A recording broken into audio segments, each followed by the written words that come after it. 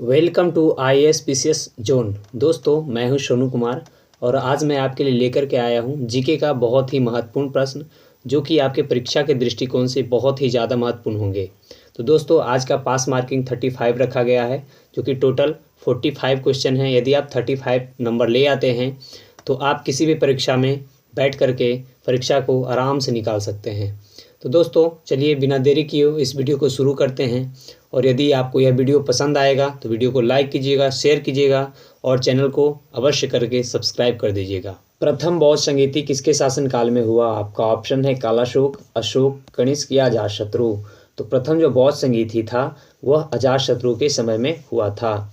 दूसरा क्वेश्चन है, फ्यूज का प्रतिरोध होता है, उच्च होता है, निम्न होता है, शून्य होता है या ऋणात्मक होता है? तो इसका सही उत्तर हो जाएगा, वह हो जाएगा उच्च होता है। फ्यूज का जो प्रतिरोध है यह उच्च होता है।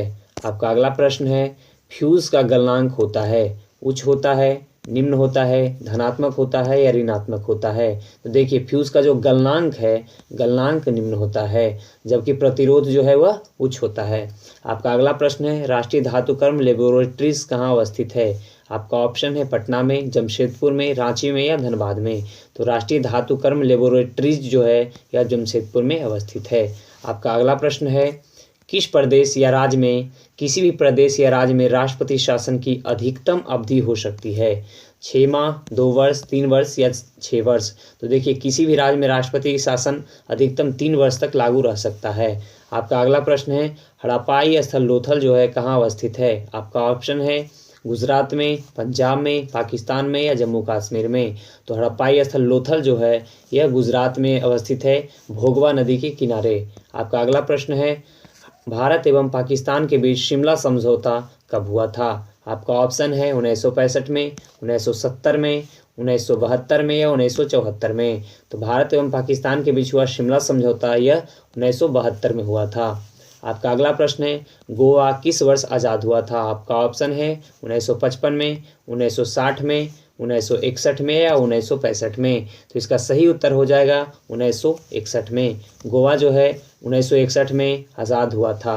आपका अगला प्रश्न है, भारत की प्रथम महिला विदेश सचिव कौन थी? आपका ऑप्शन है चोकिला अय्यर, जेबी कृपलानी, अमृता प्रीतम या इंदिरा गांधी। तो भारत की प्रथम महिला विदेश सचिव जो थी यह चोकिला अय्यर थी। आपका अगला प्रश्न है, डोगरी किस राज्य की भाषा है? हिमाचल प्रदेश की, जम्मू कश्मीर की, केरल की या असम की? तो डोगरी जो है यह जम्मू कश्मीर की राजभाषा है। आपका अगला प्रश्न है, हड़प्पा सभ्यता के स्थल रोपड़ जो है भारत के किस राज्य में है? आपका ऑप्शन है गुजरात में, हरियाणा में, राजस्थान में या पंजाब में। इसका सही उत्तर हो जाएगा पंजाब में। रोपड़ जो है यह पंजाब में अवस्थित है। आपका अगला प्रश्न है, बुद्ध के जीवन से संबंधित नाटक यशोधरा के लेखक कौन हैं? आपका ऑप्शन है मैथिली शरण गुप्त, रामधारी सिंह दिनकर, गोपाल सिंह नेपाली, सूर्यकांत त्रिपाठी निराला।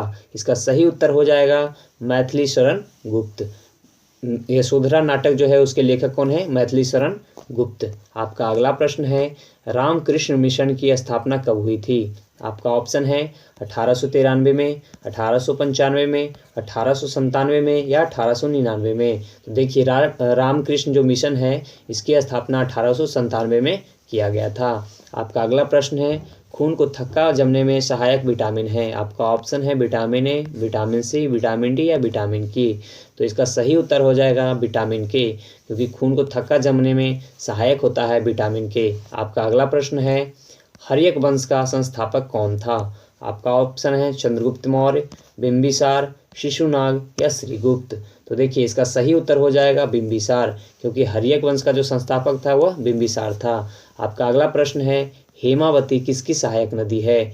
आपका ऑप्शन है नर्मदा की, कावेरी की, गोदावरी की या कृष्णा की। तो इसका सही उत्तर हो जाएगा कावेरी की।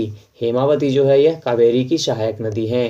आपका अगला प्रश्न है, गुलाम वंश के संस्थापक कौन था? आपका ऑप्शन है महमूद गजनवी, मोहम्मद गोरी, कुतुबुद्दीन ऐबक, इल्तुतमिश। तो देखिए, गुलाम वंश के संस्थापक जो थे यह कुतुबुद्दीन ऐबक था। इसका सही उत्तर हो जाएगा कुतुबुद्दीन ऐबक। आपका अगला प्रश्न है, कालीबंगा किस नदी के तट पर स्थित है? आपका ऑप्शन है सिंधु नदी के तट पर, रावी नदी के तट पर, भोगवा नदी के तट पर या घग्घर नदी के तट पर? तो कालीबंगन जो है यह घग्घर नदी के तट पर अवस्थित है।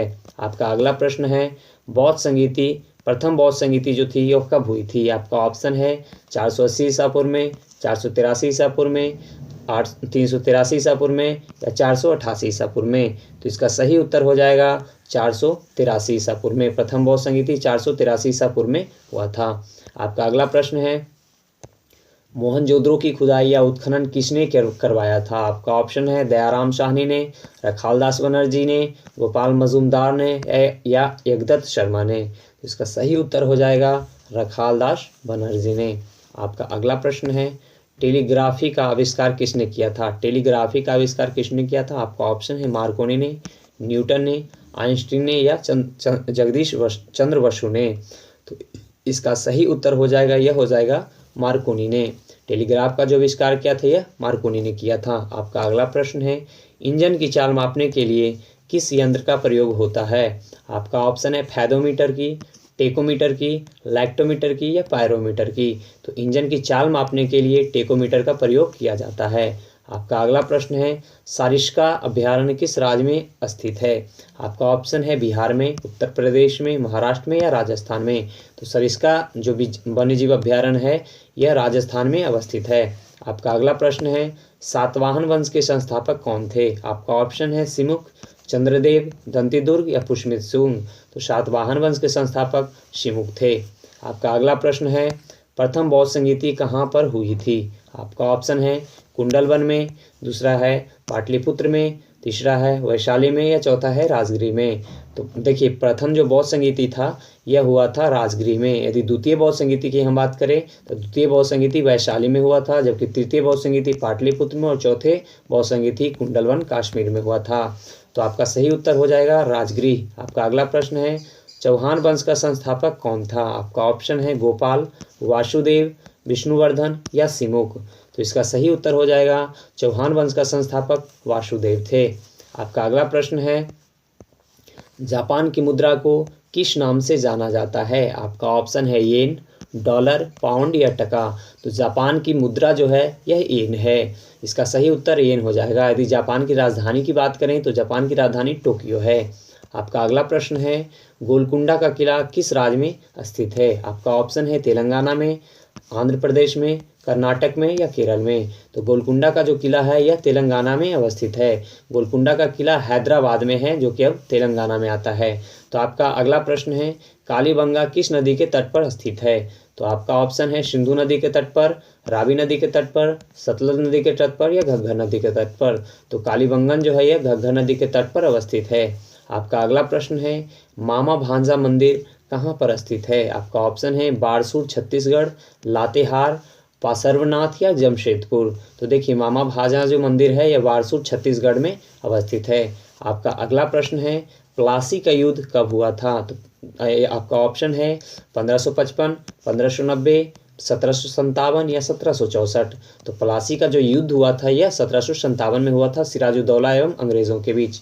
आपका अगला प्रश्न है, पृथ्वी का विषुवतीय व्यास कितने किलोमीटर है? आपका ऑप्शन है 12,756 किलोमीटर, 13,570 किलोमीटर, 11,576 किलोमीटर या 14,680 किलोमीटर? तो पृथ्वी के विषुवतीय व्यास की बात करें तो यह 12,756 किलोमीटर है। आपका अगला प्रश्न होगा, प्रथम जैन सम्मेलन कहाँ पर संपन्न हुआ था? आपका ऑप्शन है राजगृह में, वैशाली में, पाटलिपुत्र में या वल्लभी में? तो प्रथम जैन संगीति की बात कर रहा है तो यह पाटलिपुत्र में प्रथम जैन संगीति का आयोजन हुआ था। आपका अगला प्रश्न है, कर्क रेखा किस राज्य से होकर नहीं गुजरती है? आपका ऑप्शन है मध्य प्रदेश से, पश्चिम बंगाल से, झारखंड से या ओडिशा से? तो कर्क रेखा जो है यह मध्य प्रदेश से गुजरती है, पश्चिम बंगाल से गुजरती है, झारखंड से गुजरती है, ओडिशा से नहीं गुजरती है। तो इसका सही उत्तर ओडिशा होगा। आपका अगला प्रश्न है, राष्ट्रकूट वंश का संस्थापक कौन है? आपका ऑप्शन है सिंह विष्णु, सिमुक, दंतिदुर्ग या विजयालय? तो इसका सही उत्तर हो जाएगा दंतिदुर्ग। राष्ट्रकूट वंश का संस्थापक कौन थे? दंतिदुर्ग थे। आपका अगला प्रश्न है, तृतीय बौद्ध संगीति के समय मगध साम्राज्य का शासक कौन था? आपका ऑप्शन है चंद्रगुप्त मौर्य, अशोक, शिशुनाग या धनानंद? तो तृतीय बौद्ध संगीति की बात कर रहा है तो उस समय जो शासक थे वह अशोक थे। आपका अगला प्रश्न है, द्वितीय जैन संगीति कहाँ पर संपन्न हुआ था? आपका ऑप्शन है राजगृह में, वैशाली में, पाटलिपुत्र में या वल्लभी गुजरात में। तो द्वितीय बौद्ध संगीति की बात कर रहा है तो यह हुआ था वल्लभी गुजरात में। प्रथम जैन संगीति का आयोजन हुआ था पाटलिपुत्र में। चलिए आपका अगला प्रश्न है, उस्ताद जाकिर हुसैन का संबंध किससे है? आपका ऑप्शन है बांसुरी वादन से, गिटार से, तबला से या शहनाई से। तो उस्ताद जाकिर हुसैन का संबंध तबला से है। इसका सही उत्तर तबला हो जाएगा। आपका अगला प्रश्न है, चतुर्थ बौद्ध संगीति का आयोजन कहाँ पर हुआ था? आपका ऑप्शन है कुंडलवन में, वल्लभी में, पाटलिपुत्र में, वैशाली में। तो चतुर्थ बौद्ध संगीति का जो आयोजन हुआ था वह कुंडलवन कश्मीर में हुआ था। इसका सही उत्तर हो जाएगा कुंडलवन। आपका अगला प्रश्न है, द्वितीय बौद्ध संगीति के समय मगध के शासक कौन थे? आपका ऑप्शन है कनिष्क, अशोक, कालाशोक या अजातशत्रु। तो ये थे कालाशोक। आपका अगला प्रश्न है, ध्वनि की इकाई क्या है? आपका ऑप्शन है डेसिबल, आवृत्ति, हर्ट्ज या मीटर। तो ध्वनि की इकाई की हम बात करें तो वह है डेसिबल। तो इसका सही उत्तर हो जाएगा डेसिबल। आपका अगला प्रश्न है, मालगुडी डेज के लेखक कौन है? मालगुडी डेज के लेखक कौन है? Bhavabhuti, APJ Abdul Kalam, KR Narayanan, RK Narayanan. तो देखिए मालगुडी डेज के जो लेखक हैं वे हैं RK नारायणन। चलिए आपका अगला प्रश्न है, सबसे प्राचीन वेद कौन सा है? आपका ऑप्शन है ऋग्वेद, अथर्ववेद, यजुर्वेद या सामवेद। तो सबसे प्राचीन वेद की बात कर रहा है तो यह है ऋग्वेद, और सबसे अंतिम वेद की बात करें तो यह है अथर्ववेद। आपका अगला प्रश्न है, राष्ट्रकूट वंश की राजधानी कहाँ है? आपका ऑप्शन है तंजौर, मान्यखेट, गुलबर्गा या द्वार समुद्र। तो इसका सही उत्तर हो जाएगा मान्यखेट। राष्ट्रकूट वंश की राजधानी कहाँ है? मान्यखेट। आपका अगला प्रश्न है, मेट्टूर बांध किस नदी पर अवस्थित है? आपका ऑप्शन है कृष्णा नदी पर, कावेरी नदी पर, गोदावरी नदी पर, यमुना नदी पर। तो इसका सही उत्तर हो जाएगा कावेरी नदी पर। मेट्टूर बांध जो है यह कावेरी नदी पर है। दोस्तों आप ये 45 क्वेश्चन था, आपके इसमें कितने नंबर सही हुए हैं आप कमेंट करके ज़रूर बताइएगा, और ये भी बताइएगा कि यह वीडियो आपको कैसा लगा। यदि वीडियो अच्छा लगे तो वीडियो को लाइक कीजिए, शेयर कीजिए, और चैनल पे पहली बार आए हैं तो चैनल को अवश्य सब्सक्राइब कर दें। वीडियो देखने के लिए आपका बहुत बहुत धन्यवाद।